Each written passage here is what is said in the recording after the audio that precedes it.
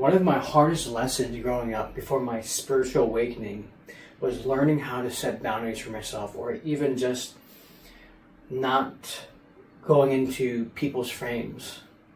Now, I can't say I'm perfect because there's times where I do trip up, there's times I do kind of fall into that trap. But this video is for anyone out there who is still having trouble not falling into other people's frames, and also not having the ability to set boundaries for themselves. So for anyone who's clicked on this video, I feel like this message might be for you. I'm going to list out 3 explanations of how you can implement these boundaries, or at least even how you cannot fall into that frame. So for number 1, people who talk to you, or make jokes, or even make insults to you, who try to get something out of you, usually tries to poke at you, find any way they can to have a little bit of a reaction, a knee-jerk reaction, where they want something out of you.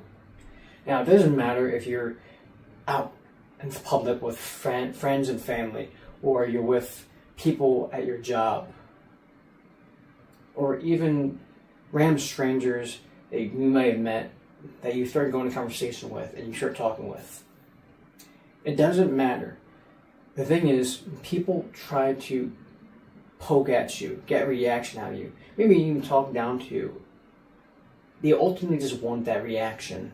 And I'll give you an example. If you ever watched like a podcast, or even just seen like clips online, for example, if anyone knows that podcast Fresh and Fit, or some of the dudes on the podcast might say something to someone else and they get really offended, is ultimately they are saying something within their frame, whether true or untrue, and the other person who found it really offensive has a really big reaction to it because they didn't like the thing they said about them. That's ultimately kind of the same thing as being in that position where you just don't react and you don't give them any answer to it. And that's something I literally really struggled with when I was younger, talking to people, is I would be easily triggered by some things. I wouldn't flip out and flip tables, but I would feel it and bottle it up inside, not even talk about it. But besides the point, for number 2, is you do not want to be in their frame.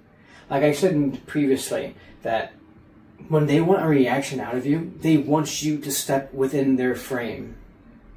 They want to open the door and they're saying, come on in, come on, walk through the door. I want you to walk through the door, and it's up to you if you will allow yourself to feel triggered by what they say. If you will allow yourself to feel offended by what the other person said to you that made you ultimately triggered. It's a choice whether you can walk through that door and feel offended, or just walk away and give them nothing, not feel any reaction. So I'll give a prime example.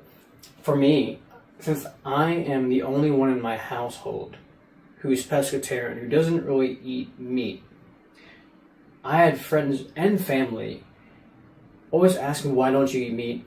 Or why are you pescatarian? What's your belief? Yada, yada, yada. Or why don't you start eating meat again? Ultimately, they want me to give them something to say why I should eat meat. They want me to step in their frame, to go into their same belief system that you have to do something this way. You have to eat meat, you have to do this. And I don't really feel a reaction to them. I just kind of don't give them anything. I just, like I say, because I just don't want to. That's all. There's no reaction. It's just very neutral. There's like no reaction. It's just very neutral. And they can't take anything from that because there's no energy toward it.